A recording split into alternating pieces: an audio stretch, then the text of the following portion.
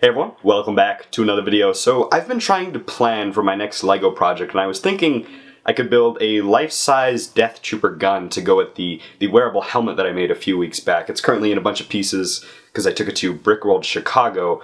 But if I'm going to do that, I want to learn and get some tips from one of the most experienced and well-known LEGO gun builders out there, Bryce from Brickbuilt Replicas. I recently went and saw him so he could teach me a little bit about what he does for the beginnings and the basics of LEGO gun building. And I thought I'd share everything that I learned with you in this video here. So without further ado, Bryce.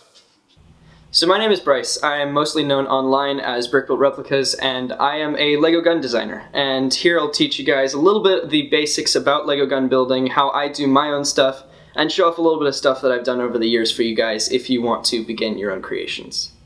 So the Berettas, a classic weapon. How do these things get taken apart and rebuilt with these smaller plastic bricks? This is an in-depth look at how some of the techniques came together to build a seemingly innocent building system into a more complicated video game pistol. So guns can be one of the more intricate facets of life in which they have so many working parts to it that you can't necessarily recreate with LEGO easily. So some of the things like a magazine, how are you going to fit this inside a grip? All of this comes into planning when you look at the inside of a grip. And this is easily one of the most complex parts of the build, is that it was made with some plates on the side.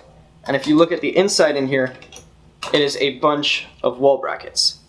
This was one of the most complex methods I've made because it's coming from a 4-stud wide slide where you can see with these little groove bricks. And this also goes into play when you're looking at the beginnings of a gun.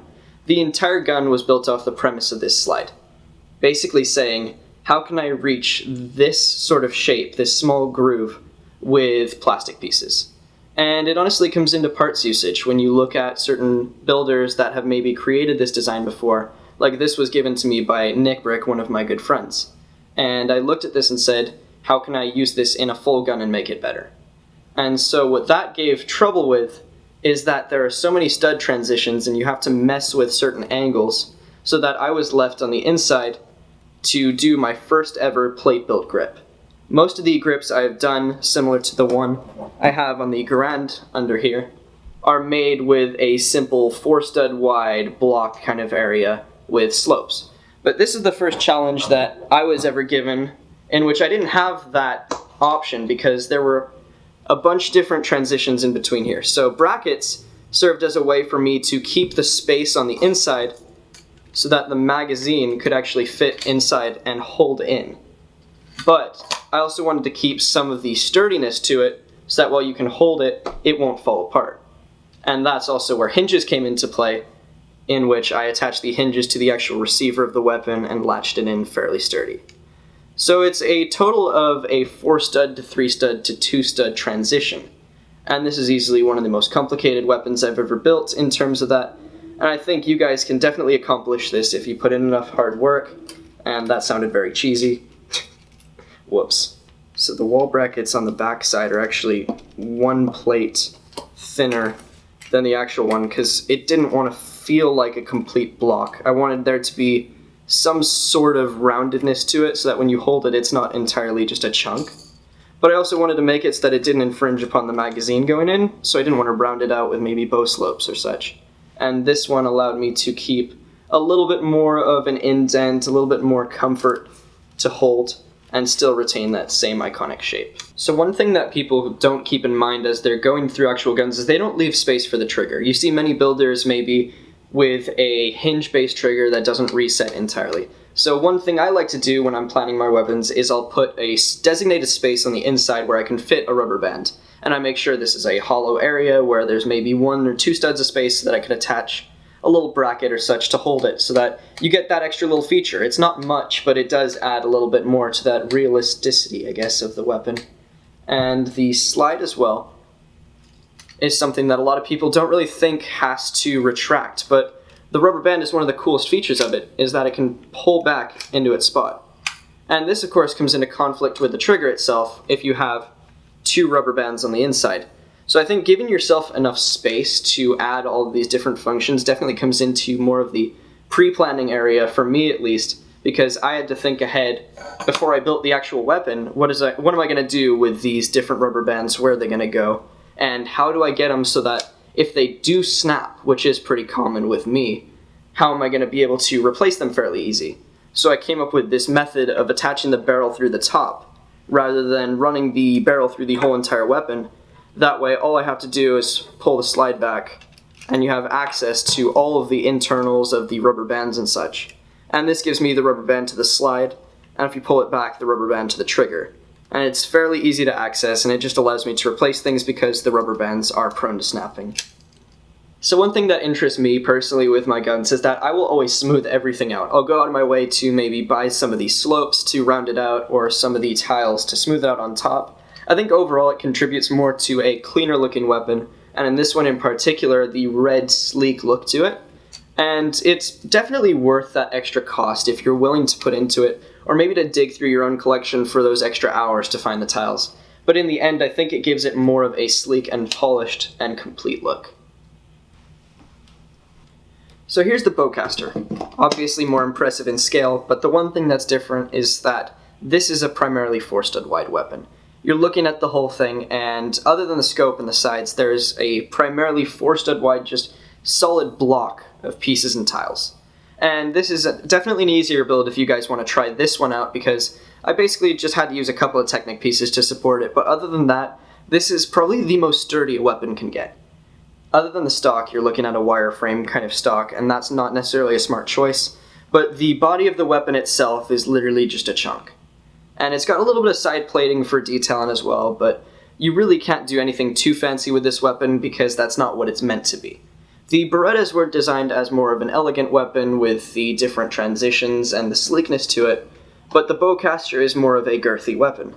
And this one, I basically just looked at one piece. Both of the weapons developed from one particular piece where I thought, where can I apply this? Where does this look most similar?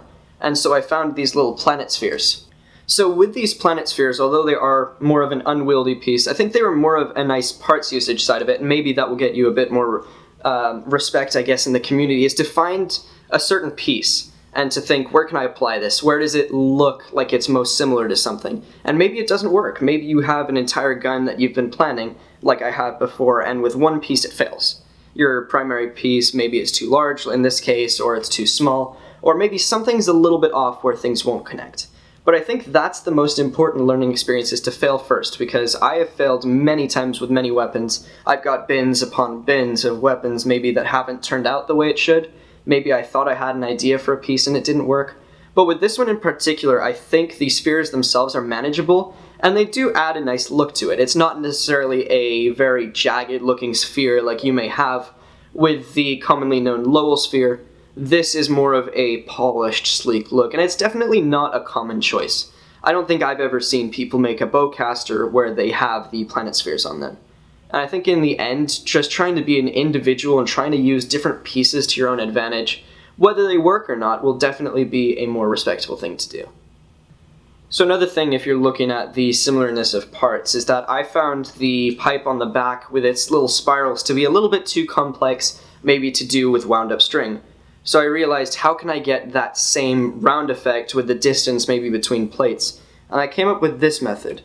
This is a simple flex tube that LEGO makes. And what I did is I put actual cylinders on it.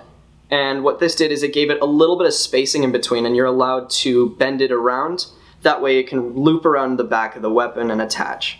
And this makes it so that it looks fairly flexible. You can mess around with it a little bit. And it doesn't necessarily look off. It doesn't have the perfect spiral, but I think it's one of the closest ways you can get to replicating this specific detail. So many times along the path you will make mistakes, and I will admit this bowcaster had a few mistakes. And one of them is that the firing mechanism itself didn't work. The rubber band does pull back and the trigger does launch it forward, but one thing I wanted it to do was have a spring shooter launch out a red blaster piece, because that would have finished it off very nicely. From the movies you see that it does fire a bolt, but at the end of it I used a very simple gear-based mechanism where it pulls back to the very end, and the rubber band itself, almost similar to an actual crossbow, gets pulled back behind the Technic bar that's raised. And once it's locked in place, it does offer, I didn't expect this, but it does offer a lot of tension on the trigger itself. So you can't technically pull the trigger as easy as you would expect. You have to put a lot of pressure on it, and sometimes this may break the weapon, which is honestly one of the worst failures I've had with this thing. But if you pull hard enough, the rubber bands launch forward.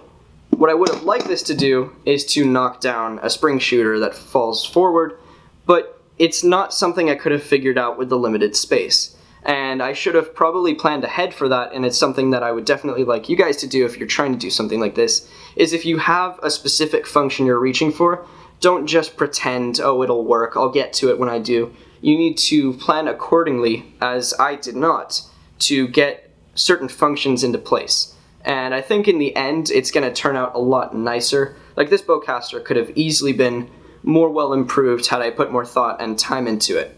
But I think in the end, it is a fairly smooth looking and polished weapon, and I think failure's going to make me realize to plan the next time more accordingly. So this has been Bryce from Brickbuilt Replicas. I hope these couple of tips helped you to plan your mocks accordingly if you're wanting to build more of the weapon era of things. And I think overall a lot of the planning and preparation phase of it is the most important in crafting these weapons. And overall I think the tiling out works the best. And if you guys want to keep some more projects on this kind of stuff, I will keep an eye out on all of you guys, because I've been watching the community for quite a while, being sure to get involved with many gun builders. So send questions my way if you guys have anything, because I'm definitely willing at all times to teach you, and I hope you have a fun time building.